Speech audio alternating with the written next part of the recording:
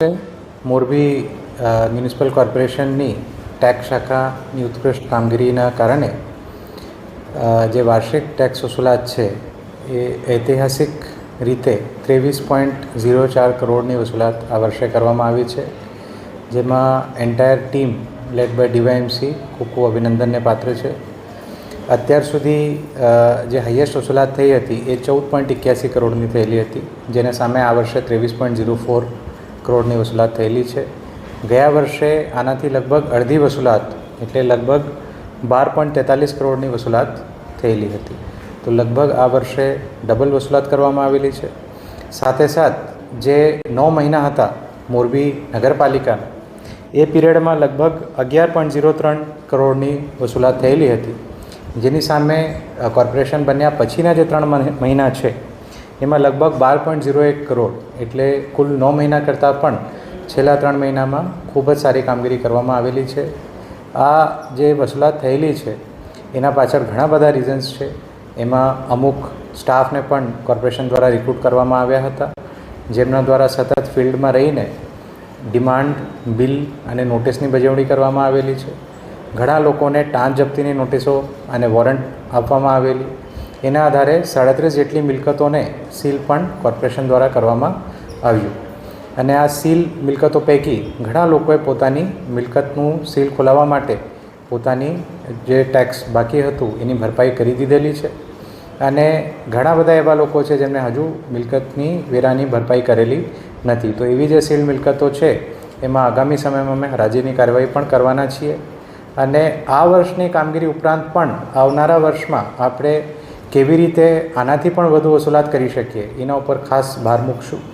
અને આ જે 23 કરોડ છે એનાથી અમે સંતોષ માનવાના નથી, બિકોઝ જે કુલ જે અસેસમેન્ટનું ટાર્ગેટ છે એ લગભગ 65 કરોડનું હતું.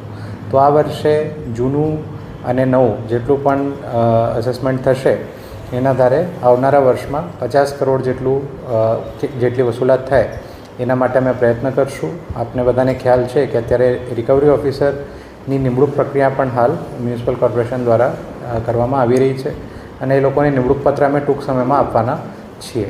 તો એ લોકો ઝડપથી જ દરેક વોર્ડમાં એક રિકવરી ઓફિસર આવી જશે.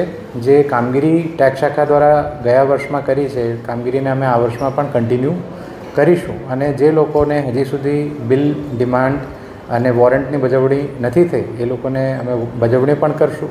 સીલિંગની જે કાર્યવાહી છે એ પણ અમે કન્ટિન્યુ કરશું. સાથે સાથ જેટલા પણ લોકોના હજુ વેરો બાકી છે એ બધાને પણ હું જણાવવા માગું છું કે હવે નવા વર્ષમાં 10% ટેક્સ રિબેટની જોગવાઈ છે જે લોકો વહેલું ટેક્સ ભરતા હોય છે.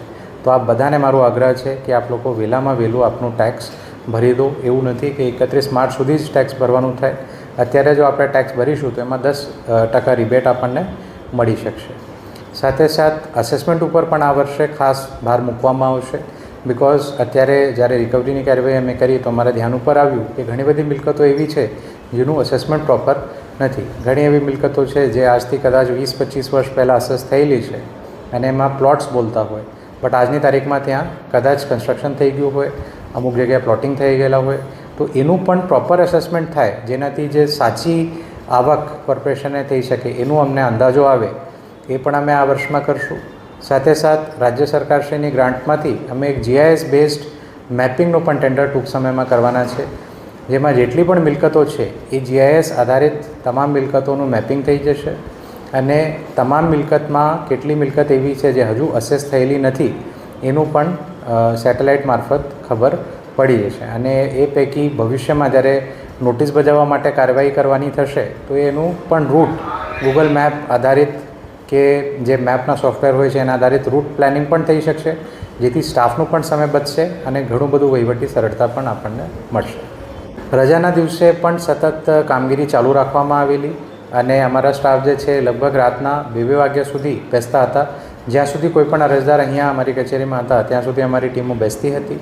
છેલ્લા 3 દિવસોમાં લગભગ દરરોજ 30 લાખથી વધુની આવક થતી હતી. સાથે સાથ ઘણા લોકો ઓનલાઈન ટેક્સ પણ ભરતા હતા, જેના કારણે છેલ્લા 3 દિવસમાં લગભગ 1 કરોડ જેટલી આવક અમને થયેલી છે. સાથે સાથ આવતા વર્ષમાં પણ હું બધાને વિનંતી કરવા માગું છું કે ઈ નગર ઉપર આપ પોતે પણ ટેક્સ ભરી શકો છો. અને અત્યારે સિન્સ ખૂબ જ લોડ વધારે હતું સર્વરમાં, એ કારણે કદાચ સર્વરના અમુક ઇશ્યુઝ રાજ્ય સરકારશ્રીના જે સર્વર છે એમાં થોડા ઘણા ઇશ્યુઝ હતા, પરંતુ હવે આ ઇશ્યુઝ નહીવત થઈ ગયા છે, બિકોઝ સર્વરમાંથી લોડ ઓછું થઈ ગયું છે. તો તમામને મારી વિનંતી છે કે ઈ-નગર પર જઈને પોતાનું મિલકત નંબર જો આપ નાખશો તો આપ ઓનલાઈન પણ પેમેન્ટ કરી શકો છો. પેમેન્ટ ગેટવે પણ છે, તો સીધું ઓનલાઈન જે રીતે આપણે એમેઝોન કે ફ્લિપકાર્ટમાં ખરીદી કરતા સમયે પેમેન્ટ કરતા હોઈએ છીએ એ રીતે ઓનલાઈન પણ કરી શકાય છે. તો અહીંયા અમારી કચેરીમાં આવતા પહેલાં એકવાર વિનંતી કે આપ લોકો પોતાની રીતે પણ ટ્રાય કરી લો, અને જો ન થતું હોય તો અમારી કચેરીમાં સ્ટાફ સતત કાર્યરત છે જે આપની મદદ કરશે. તો જેમ પહેલાં પણ મેં બજેટના સમયે કીધેલું હતું, જે નવી ભળેલી ગ્રામ પંચાયતો છે એમાં આપણે કોઈ ફેરફાર જે છે એમના જૂના વેરામાં એ કર્યું નથી, પરંતુ જે મિલકતો છે એને આ વર્ષે અસેસમેન્ટ કરી અમે અમારું જે ઈ-નગરનું સોફ્ટવેર છે એમાં ચડાવવાના છીએ, જેના કારણે અમે અપેક્ષા રાખીએ છીએ કે આવનારા વર્ષમાં આવક એનાથી પણ વધુ થઈ શકશે.